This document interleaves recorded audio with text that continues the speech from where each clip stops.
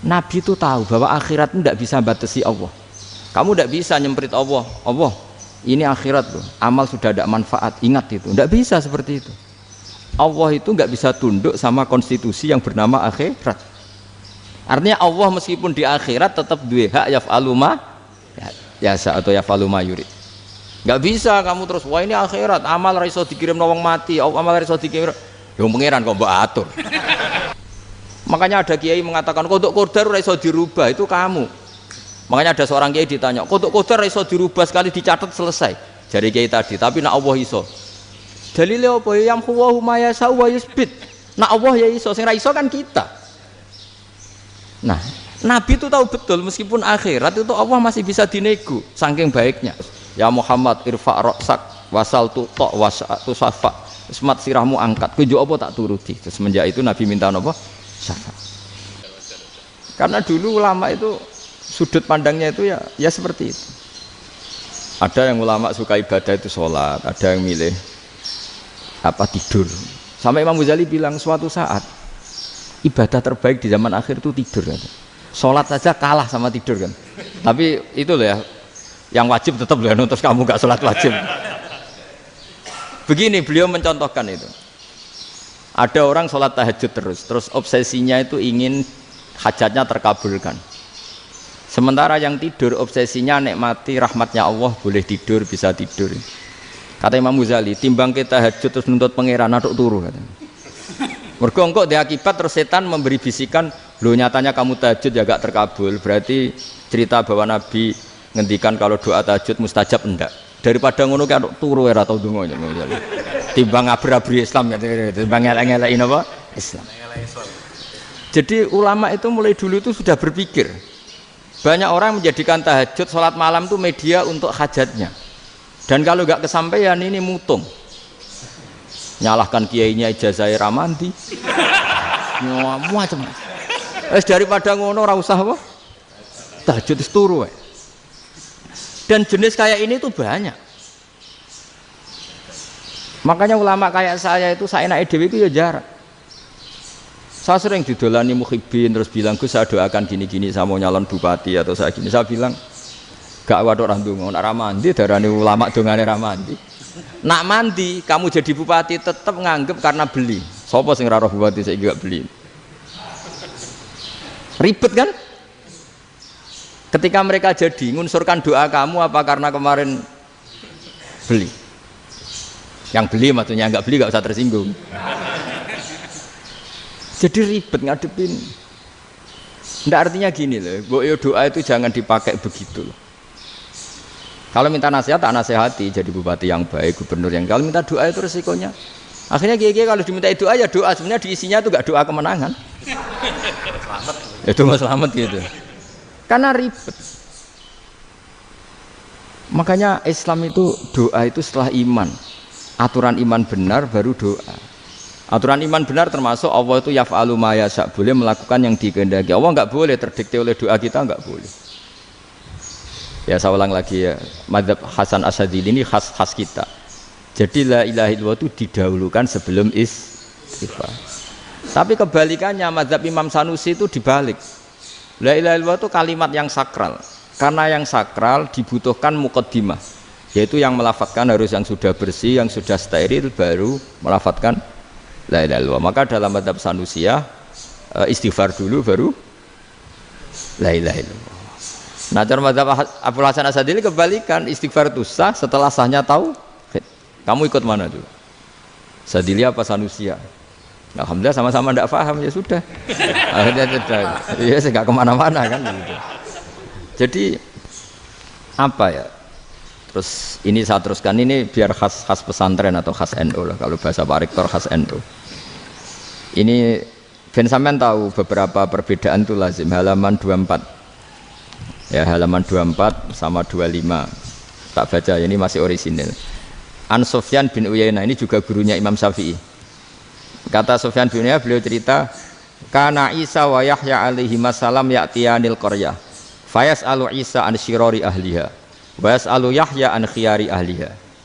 Jadi Nabi Isa dan Nabi Yahya itu satu generasi, sama-sama masih muda. Kalau di satu kampung yang Nabi Yahya tanya, ini keluarga terbaik siapa? Saya mau nginap di situ karena kumpul orang baik itu nyaman. Kalau Nabi Isa kebalikan, keluarga terburuk mana ya? Saya tak di situ. Nah terus akhirnya faqala lahu Yahya, lima tanzilu ala syirarin nas. Kenapa kalau kamu bermalam kok malah kumpul orang-orang yang nakal? Innama ana tabibun udawil mardo. Saya ini nabi barat dokter. Di mana-mana dokter yang ngumpuli yang sakit, ngobati yang sakit. Makanya di NU itu ya banyak Kiai Jazab mengumpuli yang nakal-nakal. Nak tepak yang ngentas yang nakal, nak ora tepak ya katut. Ini adu nyali lah sudah gitu. Tapi itu ada ilmunya, yaitu niru Nabi siapa? Isa. Kalau kamu dokter penelitian tuh cari daerah yang banyak pandemi apa yang bersih? Yang banyak pandemi, karena yang namanya penelitian ya di situ kan. Kalau kamu dakwah ngentas kemiskinan, ke daerah miskin apa daerah kaya? Nah, sama kalau ngentas kefasikan, ke daerah fasik apa daerah orang soleh? Fasik. Ya, tapi itu Nabi Isa. Nah, kalau kamu tidak Nabi kan potensinya kan ngadut. Tapi setidaknya bahwa kita sering disalahkan karena punya beberapa tokoh yang ngancani fasik-fasik, itu sebenarnya ada dalilnya, yaitu Nabi siapa? Isa. Nah terus masalah tegas dan lunak. Ketika ada mahasiswa misalnya pacaran, boncengan lanang dan perempuan, itu pilihan kita apa? Kalau tegas, terus gak mau mendengar kita. Misalnya gini contoh gampang, tak beri contoh Pak D. Jangan orang tua, nanti secara fikih itu beda. Nah ini kan kita orang pesantren, biasa ngaji fikih detail. Kamu Pak D seorang perempuan, mahasiswi misalnya, sering pacaran. Setiap ke situ sama pacarnya kamu diam saja. Padahal kamu dosen keislaman. Mesti pamanaan kamu nyimpulkan, ternyata pacaran itu tidak apa-apa. Buktinya Pak D itu tidak negur, menengahi. Ini berarti as-sukut alal mungkar. Tapi kebalikannya, Pak D ini terkenal keras. Nak rono mesti ada aku ponaan. Akhirnya yura rono. Mesti ngerti nak mesti diamuk. Nah, dua orang ini sama-sama gagal kan? Yang lunak menjadikan ponakannya pacaran terus karena enggak negur sehingga dikira membolehkan. Sing keras juga enggak sempat bina wong rono era wani.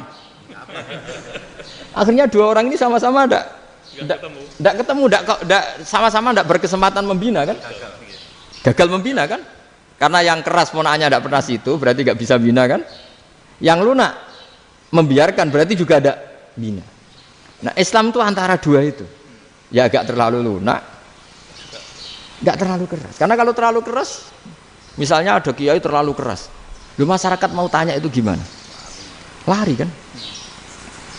Lu saya ini punya pengalaman pribadi. Saya ini kan kecelok orang alim.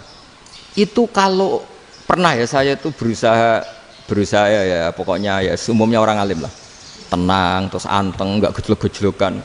Itu nggak ada yang tanya. Saya mimpi ketemu beberapa ulama itu disalahkan. Terus umat saya kalau mau tanya itu ke siapa? Wong alim wis wibawa, meneng tambah banget wibawane. Kalau Quran sering gojlok rektor macam-macam. Terus wong wanita kok, saya biasa ke pasar pandangan dicegot orang. Gus, putri saya itu sering keluar darah tapi melebihi batas haid gini-gini. Kalau badhe sowan jenengan, gak usah sowan ning kene mbek ngadeg-ngadegan. Terus tanya, yang haid berapa hari, Gus? Ya supaya rudat ilal adat. Adat sebelum dia punya penyakit istighadah itu berapa? 6 hari ya sudah, kembali 6 hari lainnya mustahadah, tetap sholat, tetap normal. Tapi kalau saya wibawa, moro pasar gue tasbih seduwilu. Iku mesti wong salaman njaluk donga yakin. Tapi baru kayak rada uraan ketemu wong-wong, dol pening ndi? Mak pening ndi? Gus beneran Gus ketemu jenengan kula wingi badhe tua kok. Akhirnya tanya.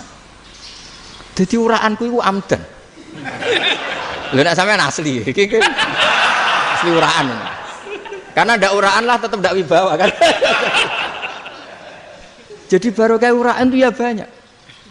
Saya tuh kalau ngantor di Jogja itu banyak orang yang tanya. Ya biasa tuh tanya macam-macam. Karena saya uraan. Ke pasar ya orang, bahkan di bis sering ketemu orang. Wah beneran Gus kalau badhe sowan jenengan badhe tanya ini. Ya sudah di sini aja. Jadi semua itu diilmoni.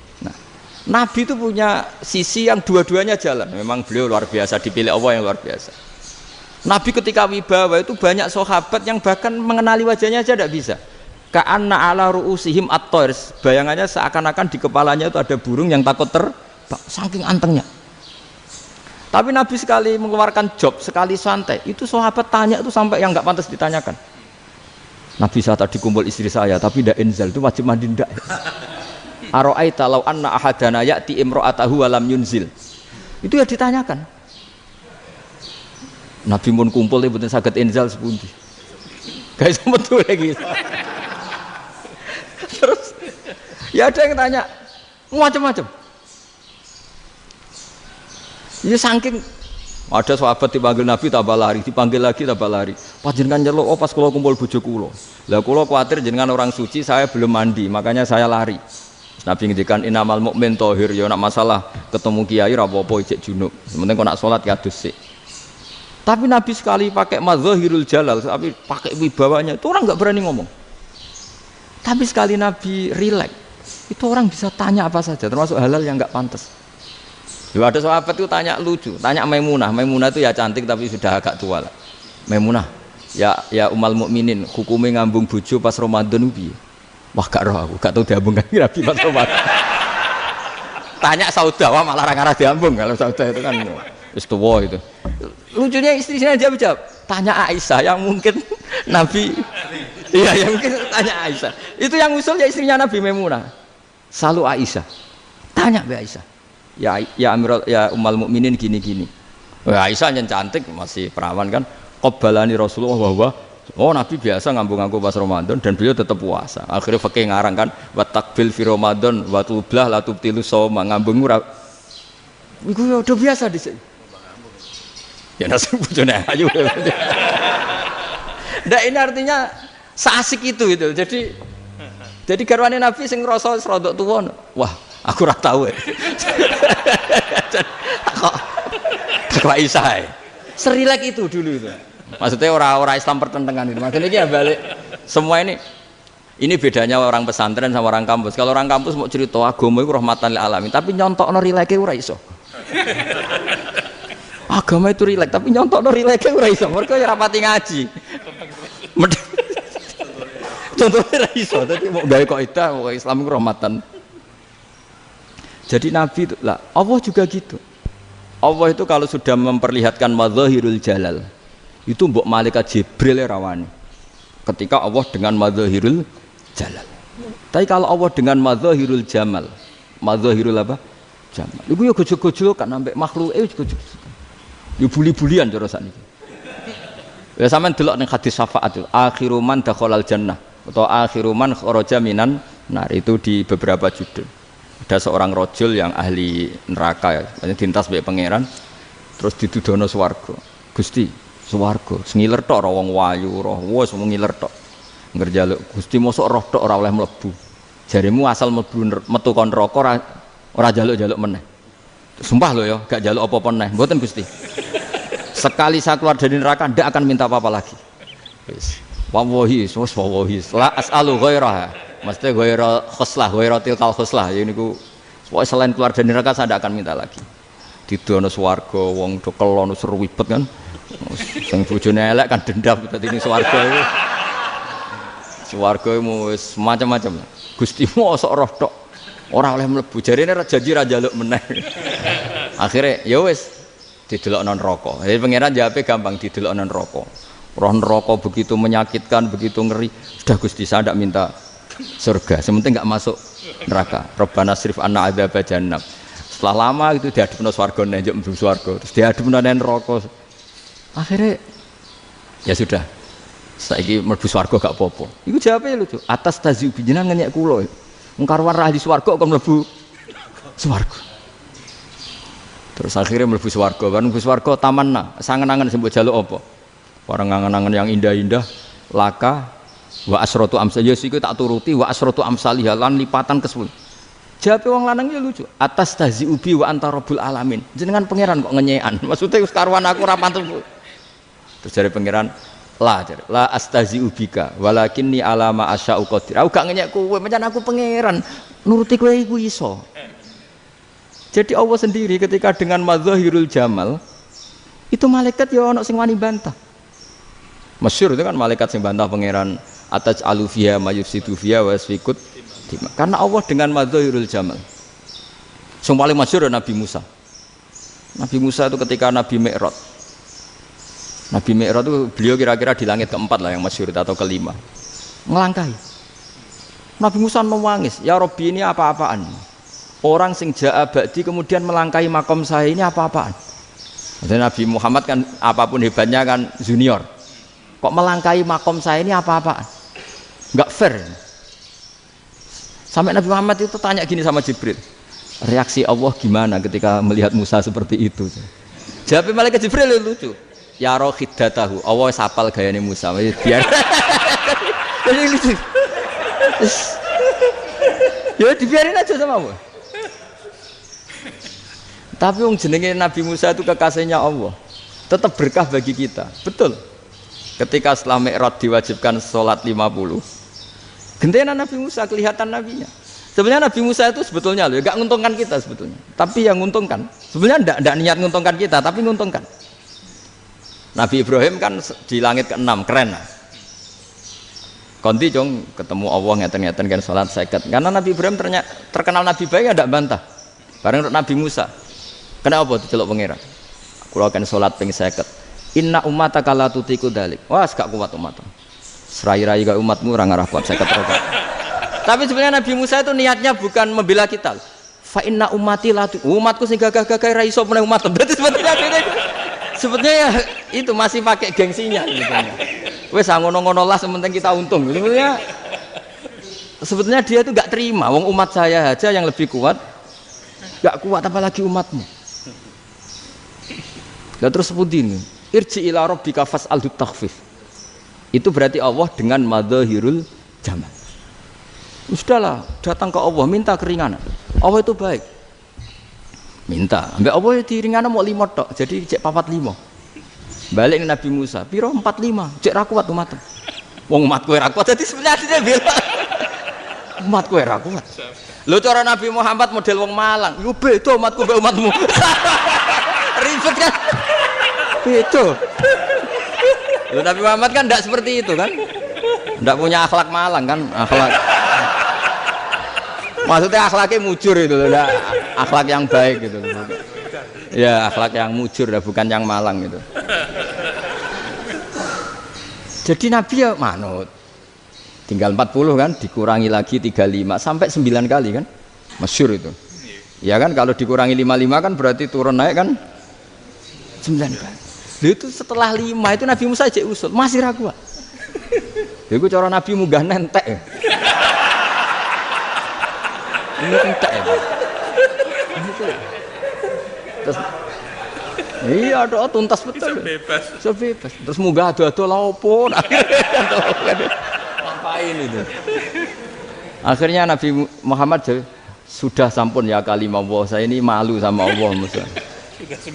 Sudah 9 kali dan diturutin terus. Jadi Allah kalau dengan madzahirul jamal itu Nabi Musa biasa nego sama Allah. Tapi ketika Allah dengan madzahirul jalal itu Nabi Musa enggak berani. Yaitu di hadis syafa'ah.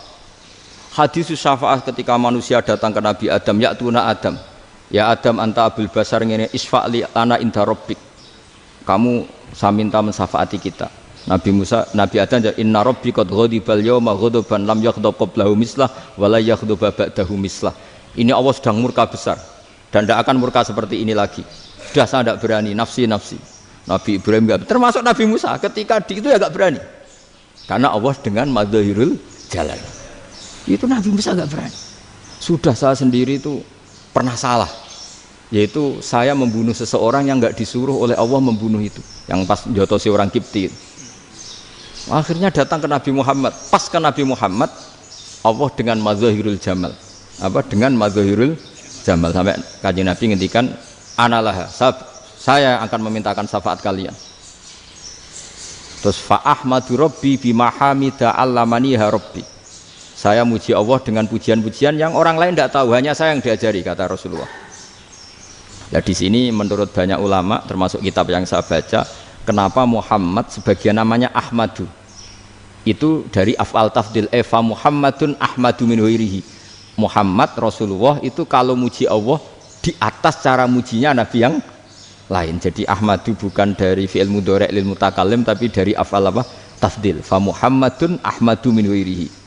bahwa Kanjeng Nabi Muhammad SAW itu cara mujinya Allah di atas pujian para nabi. Makanya di sini Sayyid Ali Zainal Abidin kalau muji hamdal hamidin wa fauqa hamdil hamidin. Jadi pujian saya ini di atas rata-rata cara mereka apa? Memuji. Yaitu sirinya apa? Nabi itu tahu bahwa akhirat itu tidak bisa batasi Allah. Kamu tidak bisa nyemprit Allah. Allah, ini akhirat loh. Amal sudah tidak manfaat. Ingat itu. Tidak bisa seperti itu. Allah itu nggak bisa tunduk sama konstitusi yang bernama akhirat. Artinya Allah meskipun di akhirat tetap duwe hak yaf'alu ma yasa atau yaf'alu ma yurid. Nggak bisa kamu terus wah ini akhirat amal ra iso dikirim wong mati, amal ra iso dikirim. Yang pangeran kok mbok atur. Kalau kita yang mengirimkan tidak bisa, tapi kalau Allah tetap bisa. Makanya ada kiai mengatakan kodok qadar ra iso dirubah, itu kamu. Makanya ada seorang kiai ditanya, kodok qadar ra iso dirubah sekali dicatat selesai. Jari kiai tadi, tapi nak Allah iso. Dalile apa ya yang huwa ma yasha wa yusbit. Nak Allah ya iso, sing ra iso kan kita. Nah, Nabi itu tahu betul meskipun akhirat itu Allah masih bisa dinego saking baiknya. Akhirnya Nabi sujud, masyhur itu terus, ya Muhammad irfa' ra'sak wasal tuqa wasatu safa. Semat sirahmu angkat, kowe apa tak turuti. Terus semenjak itu Nabi minta apa? Syafa. Jadi makanya terus banyak GNO sing macam-macam lah. Sing ana sing potongane wedi terus hati-hati. Niku berarti makome Madhahirul Jalal. Ana sing amen guyon nek makome Madhahirul Jamal. Ana sing ra jelas ngene iki, sing ra jelas. Nak guyu buanter kok nak nangis yo buanter. Jebule urusan utang. Lah ini sudah yang udah.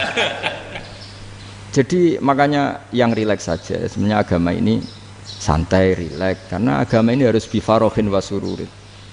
Enggak boleh agama ini dibawa dengan kekerasan, dengan antisosial. Karena agama ini harus kul bi fadlillah bi rahmati fa bidzalika falyafrahu, harus senang, harus rileks. Makanya saya jadi kiai itu senang takutnya gini. Sekali saya tidak senang jadi presiden buruk. Ternyata jadi wong alim ora enak, itu contohnya. Sampean merengut terus uripe susah, nanti orang tidak berani jadi orang alim. Makanya saya akan buktikan bahwa saya lebih bahagia dibanding rektor. Nanti orang yang jadi rektor semua ingin jadi orang alim. Iya, makanya ini kan bentuk kearifan lah. Jenengan ngakui fungsi kiai kayak saya itu bentuk kearifan. Saya juga ngakui jenengan itu butuh kearifan. Saya sering didolani KUA itu rata-rata ya didikan kiai. Kompilasi hukum Islam itu banyak ya, janda cantik. Contohnya harus cantik, kalau jelek nggak mungkin terjadi kan.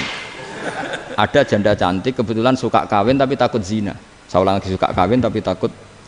Itu seringnya gitu Pak Rektor. Jadi dia kawin bosen, bilang ke KUA, Pak saya sekarang mau nikah sama ini. Loh, tapi kamu mau punya suami. Ya tapi kan nggak tercatat Pak. Itu KUA-nya rata-rata itu nggak berani. Meskipun nggak tercatat karena secara fikih meskipun nggak tercatat tetap dia seorang perempuan yang bersuami, maka nggak boleh nikah sama orang lain.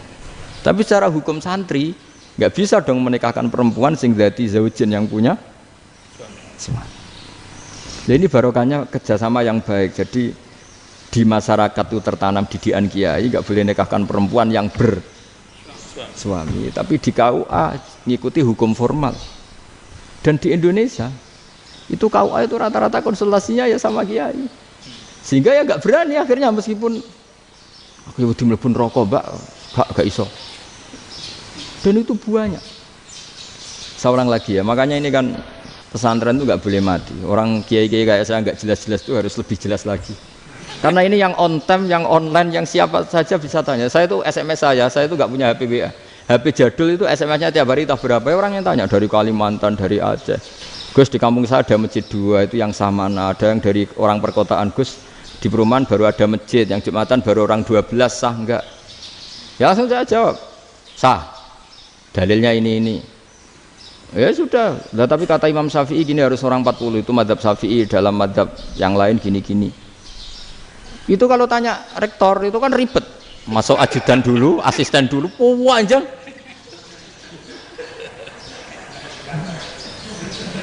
Wah itu kan ribet kan? Manggil dosen dekan VAI dipanggil, dekan VAI nggak mau langsung jawab, cari dosen yang nekuni itu. Usul fikih saya nekuni itu baru seminar, nunggu dulu mbak ini orangnya baru. Kok panjang ya? Bisa tutup Islam kalau kesuwen. Coba kalau tanya kiai kan enggak ketemu di jalan. Dulu Mbah Zubair kata Mbah Mun, saya termasuk santri yang diapresiasi Mbah Mun. Dhisik Mbah Zubair yang ngono, anak nong takok pesowan gak oleh. Gak takok ning kene. Jangan biasa ditanya orang ngadeg-adegan. Ya alhamdulillah ilmunya cukup, kalau gak cukup ya kok sik. Jadi sebetulnya orang sopan itu ya agak-agak ada yang ditutupi sebetulnya. Mboten prayogi teng dalan nginjang mawon matur. Ya sebetulnya ya sebenarnya memang ilmunya agak cukup gitu. Tapi itu sebenarnya secara fikih itu haram, menunda itu haram. Ya haram tuh, coba bayangkan ya, kalau tanyanya sekarang, Gus saya ini sudah keluar darah 1 bulan penuh, padahal normalnya hanya 6 hari. Saya nanti sholat enggak? Kalau nginjang mawon dugi kula, berarti kan hari ini belum ada keputusan. Sholat apa enggak kan? Tapi karena modus tadi, boten prayogi nggih ngendikan ngoten teng dalan nginjang tengen kula. Itu kemungkinannya 2, sopan atau goblok, itu saja. Kayaknya kalau sopan enggak lah. Kayaknya enggak lah kata saya. Karena secara fikih itu jelas haram. Bagaimana mungkin sesuatu yang harus dipraktekkan nanti duhur dijawab besok, berarti duhur, asar sampai subuh belum ada jawaban, berarti nggak ada sholat kan? Makanya dibutuhkan orang-orang alim yang kultural seperti ini, dan NU menghormati kultural. Tapi Mbah Mun juga sangat menghormati Islam formal, karena tadi produk-produk formal itu bisa dilembagakan oleh negara, dan itu kita ikut untung. Makanya Mbah Mun kalau punya tamu KUA, punya tamu polisi sampai pejabat itu. Kenapa saya contohkan KUA? Supaya jangan kira seperti pendapat orang-orang hasud, wah ya mesti aja disolani presiden seneng, menteri seneng. Enggak juga. Sebenarnya semua kiai itu mulai KUA sampai polisi, polsek, polres itu seneng semua. Karena sama-sama diajak mengawal bangsa ini, diajak mengayomi semua masyarakat. Tapi kadang-kadang masyarakat ngeritiknya, jenenge kiai disolani menteri ya seneng presiden. Padahal yang sowan kiai itu ya mulai KUA, Kapolsek, kepala desa, RT, mudin. Itu mudin kalau tanya ya lucu-lucu. Gus kalau nate nyembelih pitik kemanian, pitike go gedhe man. Akhirnya wis ngerti nak kemanian langsung tak sebelah meneh. Terusane ku sah ta ora. Ribet. Ya tak jawab, lah pitike pas iku jek urip ta ora? Terus urip Gus. Wis sah cara mazhab Malik kerja urip. Karena itu ada perdebatan antara mazhab Malik dan mazhab Syafi'i. Nah, cara Imam Syafi'i itu agak ketat. Hewan yang punya kehidupan sudah mutharibah, misalnya ayam jago, contohnya harus jago, karena kalau ayam kecil diikhlaskan haram. Jadi yang cilik wae kan gitu. Fikih itu ya, fikihnya orang Indonesia itu pecundang. Kalau ayam kecil gak ditanyakan, mate ra wis. Kalau jago ditabrak truk kejet-kejet. Andai kan gak disembelih pun mesti mati. Itu cara mazhab Syafi'i itu haram. Karena penyembelihan ini tidak menjadi penyebab kematian, tapi memang karena kecelakaan tadi. Tapi cara mazhab Imam Malik enggak. Andai kan enggak disembelih, matinya kan 2 menit lagi atau 1 menit lagi. Andai kan enggak disembelih, berarti mati sekarang itu bawaan pisau apa bawaan kecelakaan? Ya sudah halal gitu. Nah akhirnya ya saya bilang ya sudahlah, kita semuanya Malik. Jadi cara debat, cara Imam Syafi'i enggak, cara berpikir itu sudah tidak kehidupan yang normal.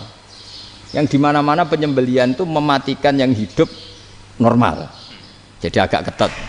Sehingga dalam contoh kemanian, kalau dalam bahasa Jawa nyembelih agak sempurna terus pesonya jatuh atau apa itu, kalau pakai mazhab Syafi'i agak kesulitan. Jadi kalau mazhab Malik asal diselesaikan secara fauron, dan juga sebagian mazhab Syafi'i itu halal. Nah orang mesti tanya gitu, Gus, wedhusku tabrak truk, man Gus kejet-kejet. Nak pitik cilik ra ditakokno. Makanya termasuk kritiknya Mbah Mun, tapi ini mazhabnya Mbah Mun ya. Kamu boleh ikut boleh ndak, karena ini urusan ndak penting. Lha wong-wong lucu, nak ditakoki yuyu muni haram mergo amfibi. Yuyu ngerti sampean? Yuyu nggih. Tapi nak ditakoki kepiting muni halal.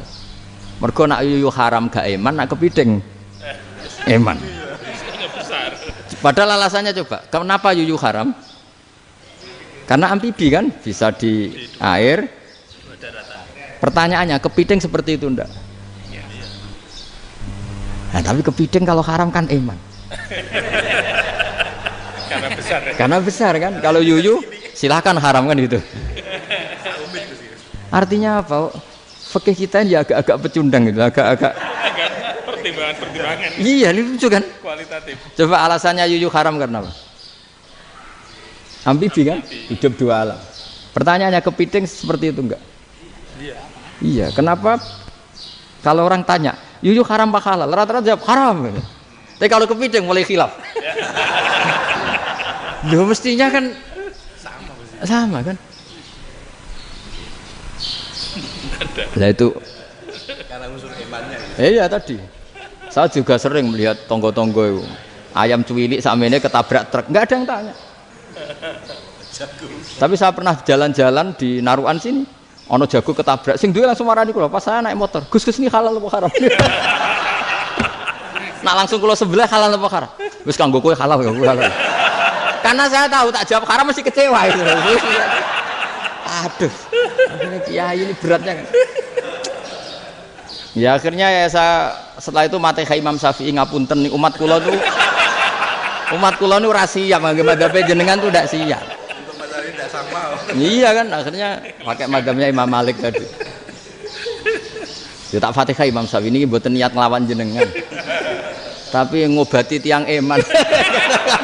Mergo pitike besar itu. Jadi ini kan cerita ya itu makanya yang rileks saja lah bahwa Islam ini yang rileks, yang menyenangkan karena ya agama ini harus menyenangkan. Raditu billahi robba. Raditu itu seneng banget, ridho itu puas. Enggak boleh beragama pertuntungan terus emosinan, ya marem atau raditu itu marem jadi yang nyaman. Ya saya kira demikian. Assalamualaikum warahmatullahi wabarakatuh.